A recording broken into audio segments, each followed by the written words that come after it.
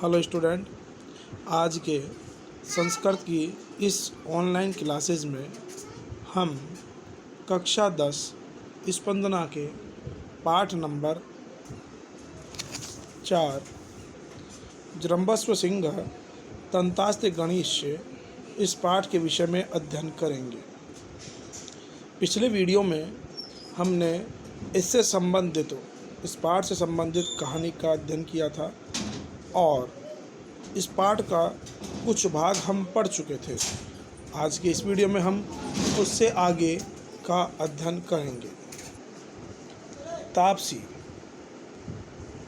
भवतु न माम अयम गणयति, भवतु न माम अयम गणयति, यहाँ से अध्ययन करेंगे। पिछले वीडियो में हम यहाँ तक पढ़ चुके थे। भवतु यानी अरे, न नहीं, माम मुझे, अयम यह, गणयति गिन रहा है। अरे यह तो मुझे कुछ गिन ही नहीं रहा है। पार्श्वम अवलोक्य, पार्श्वम यानी पास में, अवलोक्य मानी देख करके, को अत्र ऋषि कुमाराणाम, कोई यहाँ पर ऋषि कुमार है।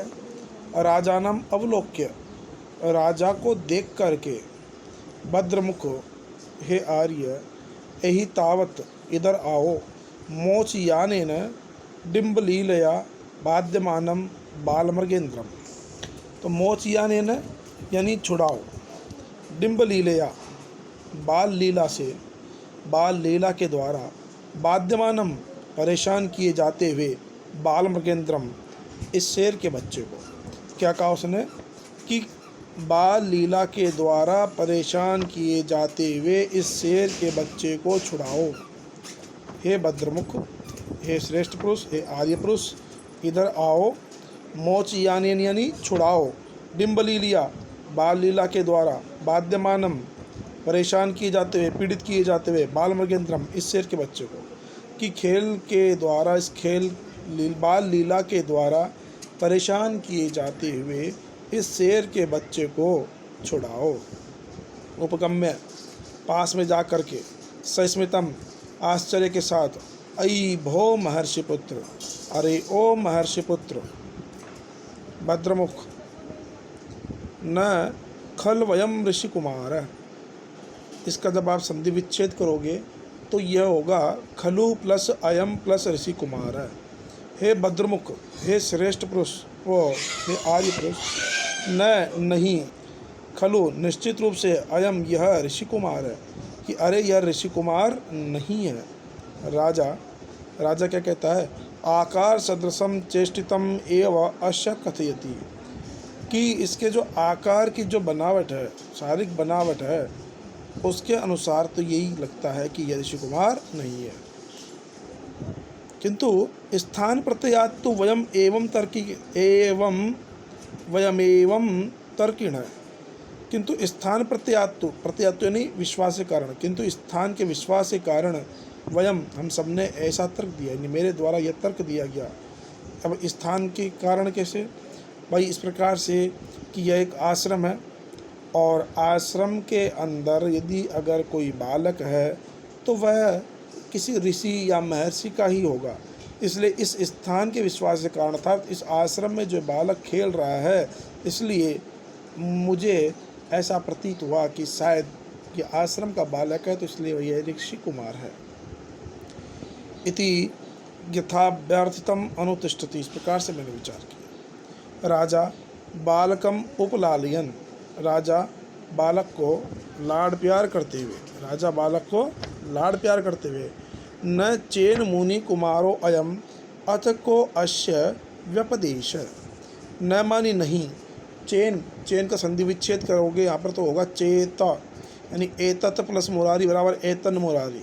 तो ये कह रहा है न मानी नहीं, चेन मुनि कुमारो अयम, कि यह यदि अगर मुनि कुमार नहीं है, अथ क मानी कौन सा, अश्य मानी इसका, व्यपदेश यानी वंश, व्यपदेश मानी वंश, तो इसका क्या वंश है?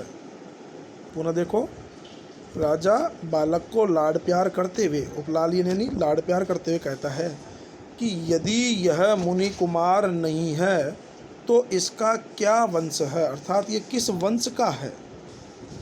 तापसी कहती है पुरुवंश, तापसी कहती है ये पूर्व वंश का है। राजा आत्मकथम, राजा अपने मन में, कथम एकान्वयमम, कथम यानी कैसे, कथम यानी कैसे, एक यानी एक, अन्वय मानी वंश, मम यानी मेरा। राजा अपने मन में विचार करता है, अरे इसका और मेरा दोनों का एक वंश कैसे। कथम एकान्वयमम, इसका और मेरा एक वंश कैसे। प्रकाशम, स्पष्ट रूप से कहता है, ये तो बात उसने अपने मन में विचार किया कि इसका और मेरा दोनों का एक ही वंश कैसे है। अब स्पष्ट रूप से कहता है, न पुनः आत्मगत्या मानुषाणाम एष विषय, न मानी नहीं, पुनः मानी फिर से, आत्मगत्या स्वेच्छा से, मानुषाणाम मनुष्यों का, एष यह, विषय स्थान। वह कहता है कि यह मनुष्यों का स्थान कैसे, अर्थात ये तो मनुष्य का स्थान हो ही नहीं सकता, अर्थात पूर्व वंश तो एक ही है जिसका राजा मैं हूँ, तो फिर ये मेरे वंश का यहाँ पर कैसे। तापसी यथा भद्रमुखो बनती, जैसा कि हे आर्यपुरुष कहते हैं, अप्सर संबंधेन अस्य जनन्यत्र देवगुरो तपोवने प्रसूतः, कि अप्सर संबंधेन अस्य जननी, यानी जनन्यत्र, इसका संधि विच्छेद होगा जननी प्लस अत्र, कि अप्सरा के संबंध से, अप्सरा के संबंध से इसकी माता, जननी प्लस अत्र, जननी मानी माता, अत्र मानी यहाँ पर, तो इसकी माता देवगुरु के तपोवन में प्रसूता, इसकी माता ने देवगुरु के इस तपोवन में इस बालक को जन्म दिया। कि क्या कहा उसने कहा कि अप्सरा के संबंध के कारण इसकी माता ने यहाँ देवगुरु के तपोवन में इस बालक को जन्म दिया, अर्थात उसने कहा कि यह पूर्ववंश का है, ये कोई ऋषि कुमार नहीं है, यह तो एक पूर्ववंश का है, बालक है। और उसने कहा पूर्ववंश का बालक यहाँ कैसे, तो उसने कहा कि इसकी माता ने यहाँ पर देवगुरु के तपोवन में इस बालक को जन्म दिया, जो कि अप्सरा के संबंध के कारण यहाँ पर आई। राजा अपवार्य, अपवार्य कहते हैं मुख को हटा करके, तो राजा अपवारी, राजा मुख को हटा करके, हंत खेदपूर्वक कहता है, द्वितीयम इदम आशा जन्नम, द्वितीय मानी दूसरी, इदम मानी यह, आशा जन्नम, आशा को उत्पन्न करने वाली बात है। राजा मुख को हटा, अपवार्य मानी मुख को हटा करके, अपवार्य मानी मुख को हटा करके क्या कहता है, हंत मानी खेद पूर्वक कह रहा है कि द्वितीयम इदम आशा जन्नम, यह दूसरी बात तो आशा को उत्पन्न कर रही है। कौन सी आशा को उत्पन्न कर रही है, कि यह बालक मेरा ही हो सकता है, क्योंकि दो बातें उससे मिलती है। नंबर एक बात तो यह बालक पूर्ववंश का है और राजा भी पूर्ववंश का था। दूसरी बात, अप्सरा के माध्यम से इसकी माता ने इसको यहाँ पर जन्म दिया, और उधर शकुंतला जो थी उसकी माँ जो थी वो भी मेनका नाम की एक अप्सरा थी। तो दो बातें बिल्कुल सिमिलर होती है। प्रकाशम, स्पष्ट रूप से, अथ सा तत्र भवती किमाख्यस्य राजर्षे पत्नी, वह कहता है, स्पष्ट रूप से कहता है कि वह किस नाम के राजा की पत्नी है। राजर्षे मानी राजा की पत्नी मानी पत्नी है। कहता है वह किस नाम के राजा की पत्नी, अर्थात उसके पति का नाम क्या है। तापसी, कह तस्य धर्मदार परित्यागिनो नाम संकर्ति तुम चिंतिष्यति, कमानी कौन, तस्य उस धर्मदार परित्यागिनो, धर्म पत्नी का परित्याग करने वाले का नाम को विचार करने के बारे में, बोलने के बारे में विचार करेगा, अर्थात उसके तो नाम मात्र बोलने में भी पाप लगता है। राजा स्वगतम, राजा अपने मन में, यम खलु कथा मामेव लक्ष्य करोति, अरे यह कथा तो मुझे ही लक्ष्य कर रही है। यदि तावद अस्य शिशो मात्रम नामर्थ पृच्छामि अथवा अनार्य परदार व्यवहार। वह कहता है यदि, क्योंकि अब देखो वो उसके पिता का नाम नहीं बताती है, वो कहती है अरे उसके पिता का कौन इस प्रकार के धर्मपत्नी का परित्याग करने वाले के बारे में नाम बताएगा। तो कह रही तावत तब अस्य, इस शिशु मात्रम, शिशु की माता का नामतः नाम पृच्छामि पूछता हूँ। कहता तो मैं इस बालक की शिशु का माता का नाम यानी इस बालक की माँ का नाम मैं पूछता हूँ। फिर उसके दिमाग में तुरंत बात आती है अनार्य परदार व्यवहार। अनार्य आर्य को शोभा नहीं देता, अनार्य आर्यों को शोभा नहीं देता। परदार व्यवहार परमानी दूसरे दारमानी पत्नी के व्यवहार यानी विषय में जानना। वह कहता कि दूसरों की स्त्री के बारे में जानना आर्यों को शोभा नहीं देता।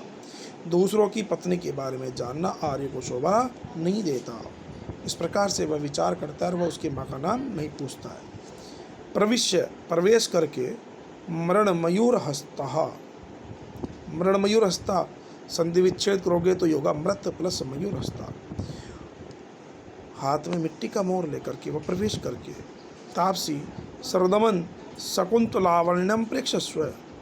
सर्वदमन हे सर्वदमन, शकुंत कहते पक्षी को, लावण्यम सुंदरता को, प्रेक्षस्व देखो। सर्वदमन हे सर्वदमन, शकुंत यानी पुनः देखो, शकुंत यानी पक्षी, शकुंत यानी पक्षी, लावण्यम यानी सुंदरता, प्रेक्षस्व देखो कि हे सर्वदमन इस पक्षी की सुंदरता को देखो।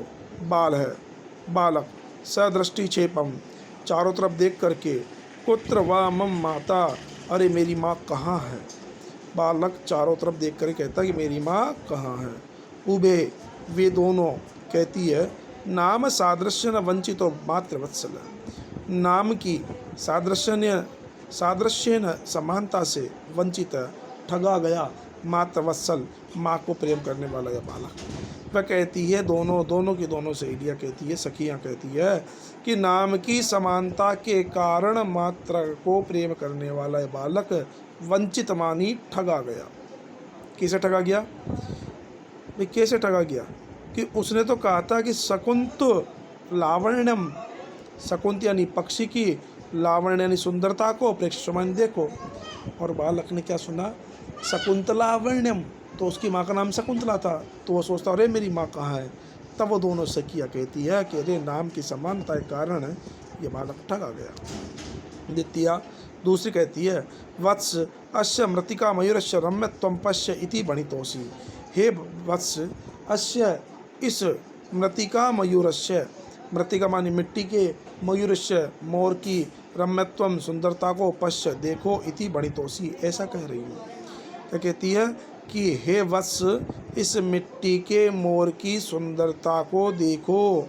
हे वत्स इस मिट्टी के मोर की सुंदरता को देखो, मैं तो ऐसा कह रही हूँ। राजा आत्मगतम, राजा अपने मन में, किं वा शकुंतला इत्यस्य मातु आख्या, क्या शकुंतला इसकी माँ का नाम है। संति पुनर्नामधेय सादृश्यानि, संति मानी है, पुनः मानी फिर से, नामधेय नाम की, सादृश्यानि समानता। संति मानी है, पुनः मानी फिर से, नामधेय नाम की, सादृश्यानि समानता। वह कहता अरे ये तो पुनः नाम की समानता भी है, यानी तीन बातें समान हो गई। नंबर एक, बालक पुरुवंश का, राजा भी पुरुवंश का।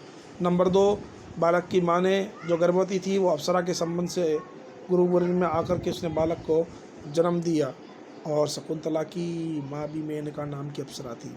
नंबर तीन, बालक की माँ का नाम भी शकुंतला था और राजा की पत्नी का नाम भी शकुंतला था। तो कहता अरे ये तो फिर से नाम की समानता है। माता रोचते में ऐसा भद्र मयूर है।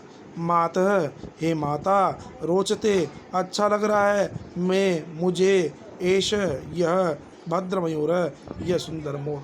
वह कह रहा कि हे माता मुझे यह सुंदर मोर अच्छा लग रहा है। इति क्रीडनकम आदत्ते, इस खिलौने को मुझे दे दो। विलोक्य देख करके, सोद्वेगम उद्वेग के साथ, यहाँ से बालक को हम छोड़ लें।